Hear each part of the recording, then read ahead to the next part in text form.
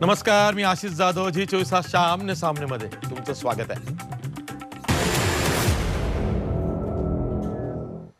मराठा आरक्षणाच्या खटल्याची सुनावणी ही सुप्रीम कोर्टात सुरू आहे. आता मंगळवारी ऑनलाईन सुनावणी पुन्हा होणार आहे. पण मंगळवारी दोन्ही बाजूंचे युक्तिवाद संपल्यामुळे कदाचित मोठा निर्णय होऊ शकतो. तो निर्णय असाही होऊ शकतो की हे प्रकरण घटनापीठाकडे पोहोचवायचं का, किंवा अंतिम सुनावणी जेव्हा निकाल येईल तेव्हा ती सुनावणी तर प्रत्यक्षपणे होणारच आहे. पण त्याआधी जर का तामिळनाडू आरक्षण तसंच सवर्णांना 10% आरक्षण केंद्र सरकारने जे दिलंय त्या दोन्ही प्रकरणांबरोबर मराठा आरक्षणाचा विषय सुद्धा क्लब करायचा का, म्हणजेच एकत्रित करायचा का आणि तशी सुनावणी सुरू करायची का, हाही निर्णय होऊ शकतो. पण तुर्तास जी माहिती मिळते आहे त्यानुसार मंगळवारच्या सुनावणीमध्ये सुप्रीम कोर्ट काय करेल याचा नेम नाही आहे आणि म्हणूनच आज आपल्याला चर्चा करायची आहे.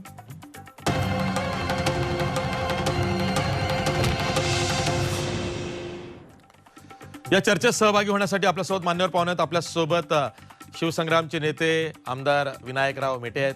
त्याचबरोबर आपल्यासोबत ओबीसी कार्यकर्ते ज्यांची पहिली याचिका ओबीसी समाजाच्या वतीनं 2014 मध्ये मुंबई हायकोर्टात आली होती, ते मृणाल ढोले पाटील आहेत. मी सुरुवातीलाच मृणाल ढोले पाटील यांच्याकडे जातोय. मृणाल ढोले पाटील, सुप्रीम कोर्टामध्ये मराठा आरक्षणाला घेऊन सुनावणी सुरू आहे. मंगळवारी महत्त्वाचा दिवस आहे. त्या दिवशी अंतरिम आदेश येऊ शकतो अशी चर्चा आहे. आत्तापर्यंत जी सुनावणी सुप्रीम कोर्टात झाली आहे त्यातनं तुम्ही काय हेरलंय?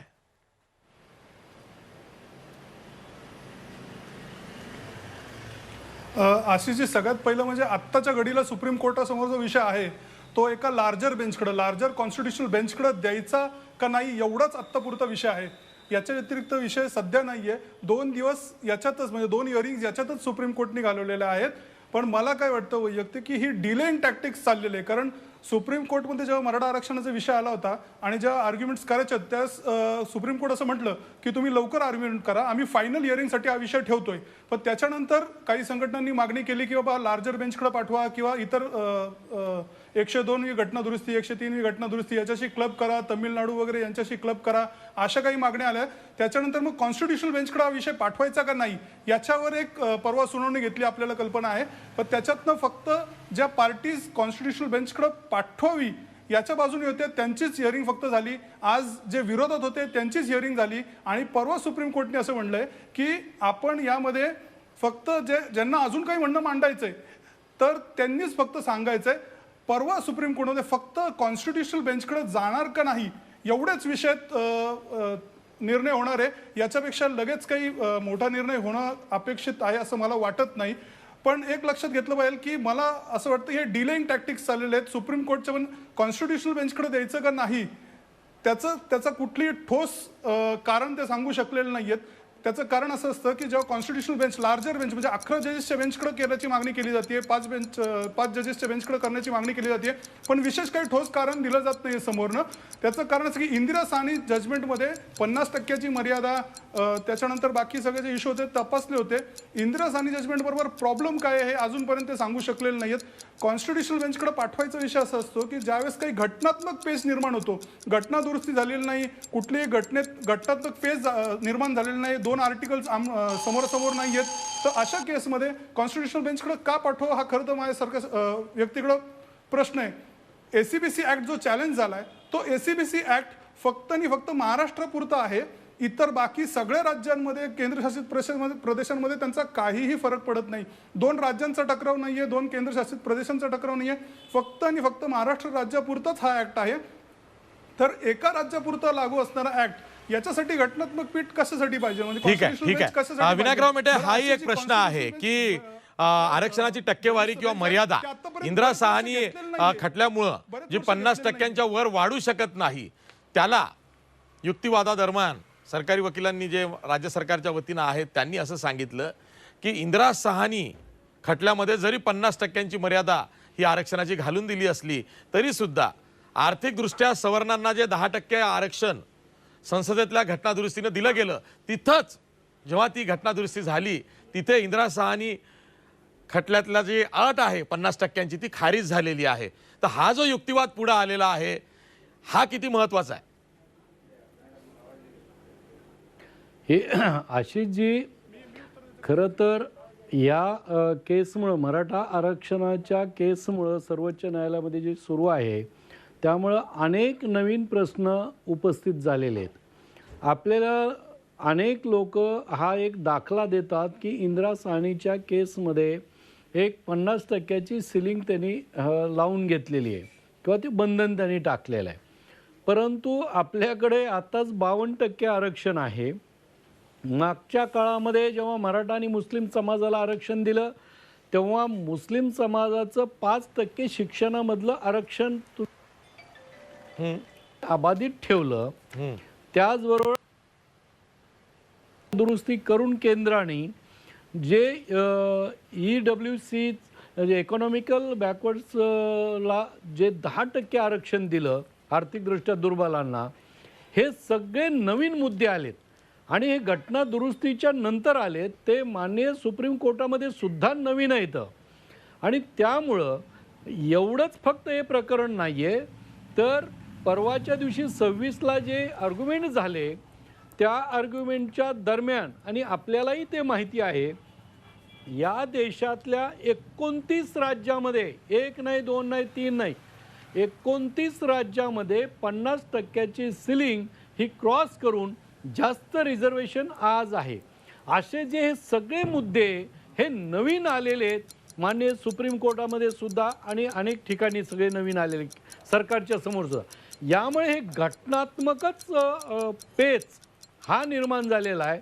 त्यामुळे ही केस जी मराठा आरक्षणाची आहे ती घटनात्मक पीठाकडंच, कॉन्स्टिट्यूशन बेंचकडंच गेली पाहिजे असा आमचा सगळ्याचाच घटनात्मक मुद्दा आहे. आपण 11चं बेंच का म्हणतोय तर इंदिरा साहनीचं बेंच हे 9 जजेसचं माननीय 9 न्यायाधीश महोदयाचं होतं, तर त्याच्या पुढच्या ह्या सगळ्या गोष्टी आहेत आणि म्हणून आपल्या बाजूनं सगळेच आर्ग्युमेंट करतात की हे 11 जजेसच्या बेंचकडे हे प्रकरण गेलं पाहिजे. ठीक आहे. घटनात्मकच कुणाल ढोले पाटील, एक दुसरा प्रश्न हाही आहे की राज्य सरकार, मग ते कोणतंही राज्य सरकार असू दे, ते एक मिनिट कुणाल ढोले पाटील, प्रश्न आहे का, राज्य सरकार, मागचं फडणवीस सरकार असेल, आत्ताचं महाविकास आघाडीचं सरकार असेल, दोन्ही सरकारांनी पाठपुरावा केला आहे मराठा आरक्षण टिकवण्यासाठी आणि आता सुप्रीम कोर्टात प्रकरण गेलेलं आहे. ओबीसी समाजाच्या वतीनं याचिका दाखल केलेली गेली आहे. तुम्ही महाप्रयासाने पुढे आलेला आहात ओबीसी समाजाच्या वतीनं बोलायला. मला प्रश्न हा विचारायचा आहे की जेव्हा राज्य सरकार मराठा समाजासाठी काहीही करू पाहत आहे तेव्हा ओबीसी समाजातून नेते पुढे बोलायला येत का नाहीत? कारण हे जर का आरक्षण इथं टिकलं तर त्याचा काही ना काही परिणाम हा ओबीसी समाजाच्या आरक्षणावरती होतो की नाही?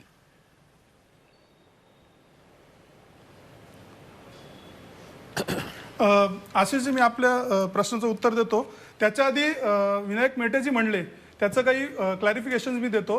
ते म्हणले महाराष्ट्रात 52% आरक्षण आहे. महाराष्ट्रामध्ये 52% आरक्षण नाहीये. जे 2% 50च्या वर SBCला दिलं जातं ते ओबीसीच्या कोट्यातनं दिलं जातं. त्यामुळे ओबीसीला 17% आणि SBC 2% असं 19% आणि बाकीचं आरक्षण असं 27% होतं. त्यामुळे महाराष्ट्रामध्ये 50%ची मर्यादा महाराष्ट्राने ओलांडलेली नाही. दुसरं ते जे म्हणतात की EWSचा जो विषय आहे, EWSचा विषय जो आलेला आहे 10% आरक्षणाचा, तो एक घटना दुरुस्तीनंतर आलेला आहे. 103 कॉन्स्टिट्यूशनल अमेंडमेंट झालेली त्याच्यानंतर आलेला आहे आणि मुळात तोही ज्युडिशियल रिव्ह्यूमध्ये आहे. तोही सुप्रीम कोर्टने ओके केलेला नाहीये. अजूनही महत्त्वाचा विषय आहे का, तोही अजून कॉन्स्टिट्यूशनल बेंचकडे पाठवलेला नाहीये. आशिषजी, तो म्हणजे जे घटना दुरुस्ती झालेली आहे तो विषयही अजूनही कॉन्स्टिट्यूशनल बेंचकडे पाठवायचा का नाही, त्यात स्टे दिलेला नाहीये, पण कॉन्स्टिट्यूशनल बेंचकडे पाठवायचा का नाही ते अजूनही क्लिअर केलेलं नाहीये. असे जे आपण जे म्हटलं की ओबीसी नेते किंवा कार्यकर्ते पुढे येत नाहीत, असं नाहीये. कार्यकर्ते आपापल्या लेवलनी काम करतायत. ह्याच्यात फक्त ओबीसीचे इंटरेस्ट प्रोटेक्ट झाले पाहिजे, कुठेही अतिक्रमण होता कामा नये, एवढंच आमचं भूमिका आहे. आणि मराठा आरक्षण म्हणजे मराठा आरक्षण म्हणण्यापेक्षा मराठा समाजातील गरीब मुलांना जे आरक्षण दिलंय, आता विषय काय झाला की मराठा आरक्षण दिल्यानंतर यांनी EWS आरक्षण दिलं आणि ते पण एक पार्लमेंट सेशनमध्ये लॉ पास करून घटना दुरुस्ती करून दिलेलं आहे. तर मुळात आता विषय असा आहे की 50 + 10 + 13 म्हणजे 73% ह्याच्यात जात आहे. पण कॉन्स्टिट्युशनल बेंचकडे पाठवण्यासाठी कुठलीही घटना दुरुस्ती मराठा आरक्षणाकरते झालेली नाहीये. 2 आर्टिकल समोरासमोर नाहीयेत. 2 स्टेटमधला हा वाद नाहीये. त्यामुळे हा एवढा काय मोठा वाद नाही. फक्त 50%ची मर्यादा ओलांडली आहे. ते कसं करताय हे बघायचं आहे. आणि त्याच्यानंतर मराठा आरक्षण टिकवण्यासाठी सरकार काय प्रयत्न करतंय हे बघायचंय. ओबीसी समाजावर त्याचा तसा विपरीत परिणाम होणार नाही जर मराठा समाजाला वेगळं आरक्षण दिलं. फक्त जो विषय आहे की तुम्ही सर्वे करताना मराठा कुणबी एकत्र घेतले, मागासले पण दाखवताना मराठा कुणबी एकत्र घेतले, पण जेव्हा आरक्षण दिलं, एससीबीसीचं आरक्षण दिलं, फक्त 1 कास्ट 1 कॅटेगरीला दिलं आणि त्याच्यामध्ये फक्त आणि फक्त मराठा समाजच टाकला. कुणबी समाजाला तुम्ही बरोबर घेतलं नाही. त्यामुळं हे जे मुद्दे आहेत हे पण कोर्टासमोर आले. ठीक आहे. हा एक मोठा मुद्दा आहे आणि मी विनायक मेटेंना त्या मुद्द्यावरती छळणार आहे. मराठा आणि कुणबी एक असे काही मराठा नेते म्हणत होते. काहींची मागणी त्याच्या पलीकडची आहे की सध्याचा जो ओबीसी एक्झिस्टिंग कोटा आहे, ज्यामध्ये कुणब्यांना ओबीसी म्हणून आरक्षण मिळतंय, त्यामध्येच मराठ्यांना घाला. पण नंतर लक्षात आलं की नाही, क्वांटम मोठा आहे. असं केलं तर सध्याचे जे कुणबी आहेत, ज्यामध्ये रोटीबोटी व्यवहार मराठ्यांमध्ये होतो, ते नाराज होतील. विदर्भातले खास करून तिरळे कुणबे मोठ्या प्रमाणात नाराज होतील. ते परवडणारं नाही. उलट ते आरक्षण सुरू राहू देत. पुन्हा वेगळं आरक्षण जर का एससीबीसी म्हणून मिळत असेल तर का नको, हा असा सगळा विषय झालेला आहे. आणि म्हणून मग ओबीसी समाजाला असं वाटतंय की जर का याची चिकित्सा झाली सुप्रीम कोर्टामध्ये तर आहे ते सध्याचं जे आरक्षण आहे एससीबीसीचं ते खारिज होऊ शकतं. नाही, मुळामध्ये प्रश्न असा आहे की मी अगोदर पहिलं हे सांगू इच्छितो की मराठा आरक्षणाच्यामुळे ओबीसी समाजावर कोणताही परिणाम होणार नाही. मराठा आरक्षण आम्ही हे कोणत्याही समाजाचं घटकाचं आरक्षण काढून आम्ही मागत नाही किंवा कोणत्याही घटकाच्या मध्ये शिरून त्याच्यामध्ये आम्ही वाटा मागत नाही. त्यामुळे ओबीसी बांधवांनी हे निर्दिष्ट असावं. अगदी त्यांनी कोणत्याही प्रकारची चिंता करू नये की मराठा आरक्षणाचा ओबीसी समाजाच्या आरक्षणावर काही परिणाम होईल. मी हे आपल्याला अगदी स्पष्टपणे सांगू इच्छितो. मग आज नाही ना उद्या नाही कधी. राहिला प्रश्न दुसरा की पाठीमागं जे आता जे मराठा कुणबी वगैरे हा जो काही प्रश्न आहे, या राज्यातला मराठा समाज असेल कुणबी समाज असेल ही एकच आहे. त्याच्यामध्ये वेगळं पण आम्ही काही अजिबात मानत नाही.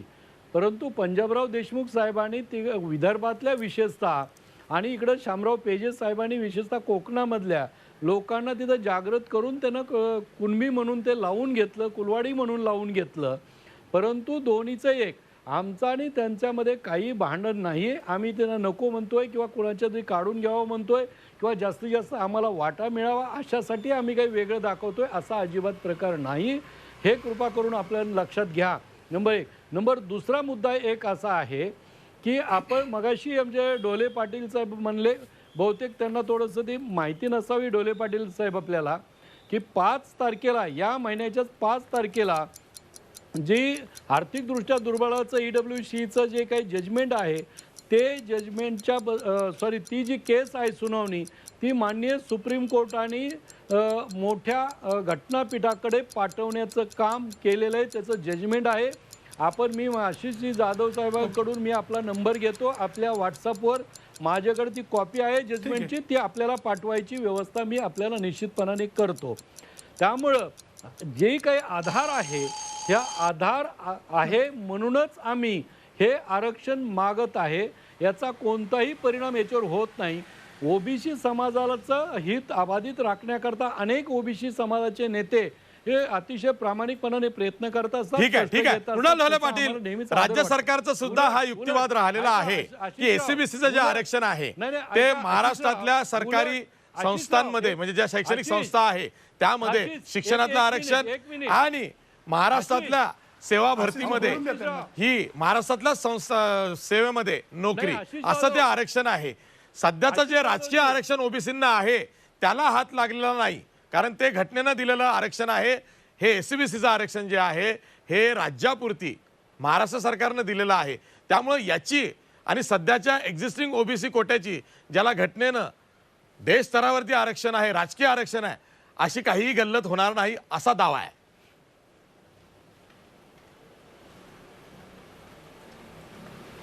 आशिषजी हे बरोबर आहे की सांगतानाच असं सांगितलं होतं की ओबीसी किंवा कुठल्याही घटकाच्या म्हणजे ओबीसी, विजे, एनटी, एसबीसी याच्या कुठल्याही घटकाला अजिबात धक्का लागणार नाही आणि ते प्रोटेक्ट होऊनच पुढचं मराठा आरक्षण किंवा इतर मराठा समाजातील गरीब मुलांना आरक्षण दिलं जाईल.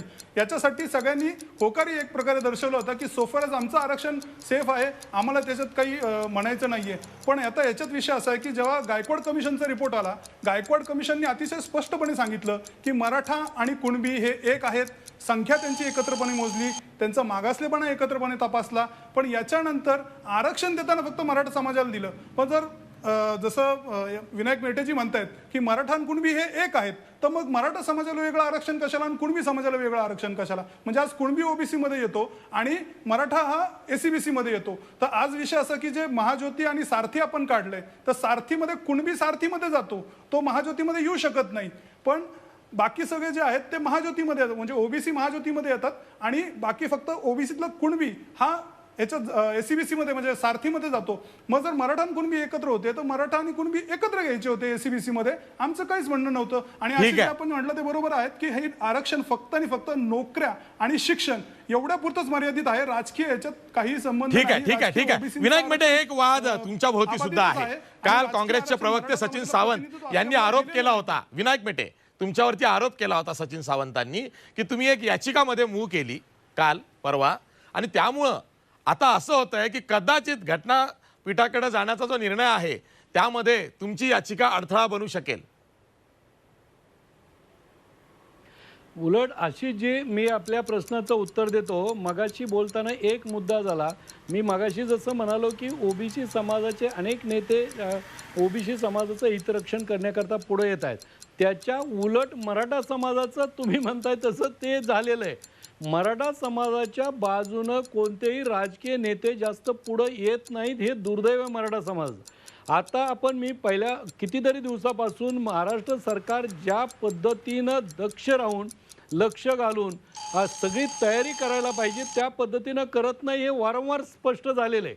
दुसरं याच्याबद्दल मराठा समाजाचे आता पवार साहेब असतील किंवा पृथ्वीराज चव्हाण साहेब असतील किंवा अशा अनेक नेते आहेत, हे याच्यावर कुणी बोलायला तयार नाही. म्हणजे मराठा समाजाच्या आरक्षणाच्या बद्दल सामाजिक संघटना जेवढ्या आक्रमकपणाने बोलत आहेत तेवढ्या राजकीय क्षेत्रातले नेते बोलत नाहीत. हे खरं दुखणं मराठा समाजाचं आहे आणि हे समजून दुर्दैवाने घेत नाहीत.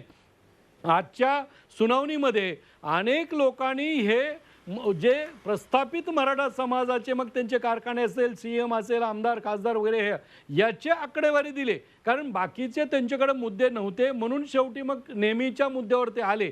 हा एक भाग.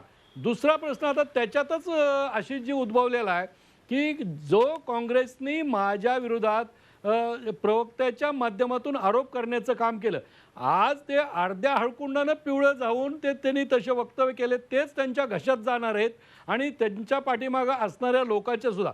आज मान्य अनेक लोकांनी जिथं युक्तिवाद करताना 102चाच आधार घेतला गेलेला, 102ची अमेंडमेंट, त्याची दुरुस्ती आणि त्याचे होणारे चांगले वाईट सगळे परिणाम याच्यावर खूप युक्तिवाद झाला.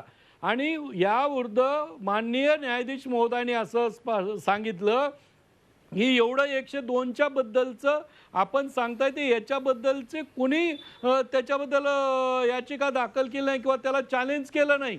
तेव्हा फक्त आणि फक्त शिवसंग्रामनंच त्या 102ला चॅलेंज केलेलं आहे की ज्या चॅलेंजमुळं राज्य सरकारला केंद्र सरकारच्या बरोबरच अधिकार आहेत. हे एकही ना राज्य सरकारनं त्याला चॅलेंज केलेलं आहे ना कोणत्याही यानं केलेलं आहे. हे पुढच्या काळामध्ये 102चं जे आम्ही चॅलेंज केले ते सगळ्यात महत्त्वाचं ठरणार आहे. दुर्दैवाचं गोष्ट असं आहे की अशोकराव चव्हाण साहेबाची समिती त्यांनी जे पुढे केलेले काही लोक आहेत हे अर्ध्या पिवळ्या हळकुंडानं पिवळं. ठीक आहे आरोप प्रत्यारोप मराठा आरक्षणाच्या निमित्तानं राज्यात खूप झाले, ते अजूनही होत आहेत. सुप्रीम कोर्टात सुद्धा मराठा समाजाचे नेते एकमेकांवरती आरोप प्रत्यारोप करतायत. पण हा भाग झाला राजकारणाचा. प्रश्न आहे आरक्षणाचा. मराठा आरक्षणामुळं म्हणजेच एसीबीसी आरक्षणामुळं राज्यात आरक्षणाचा गुंता हा खूप मोठा झालेला आहे, ज्यामधून एक मोठा तिढा निर्माण झालेला आहे. सुप्रीम कोर्टानं आता या प्रकरणातून जर का मराठा समाजाला न्याय दिला असं राज्य सरकारला वाटतं आणि तो जर का दिला गेला तर मग त्याचे परिणाम हे आंध्र प्रदेशमधले काफू, गुजरातमधले पाटीदार, त्याचबरोबर राजस्थानमधले गुज्जर आणि हरियाणामधले जाट यांच्या बाबतीत सुद्धा निकषाच्या रूपात हा खटला एक आदर्श खटला होऊ शकतो. त्या समाजाला सुद्धा जो न्याय हवा आहे अशी मागणी त्या समाजातून होते आहे, त्यांना सुद्धा त्याचा फायदा होऊ शकतो. एकूणच हा जो खटला आहे हा अनेक अर्थानं महत्वाचा आहे. धन्यवाद विनायक मेटे, मृणाल ढोले पाटील, तुम्ही वेळात वेळ काढून आलात. इथेच थांबतोय. पाहत राहा झी 24 तास, रहा एक पाऊल पुढे.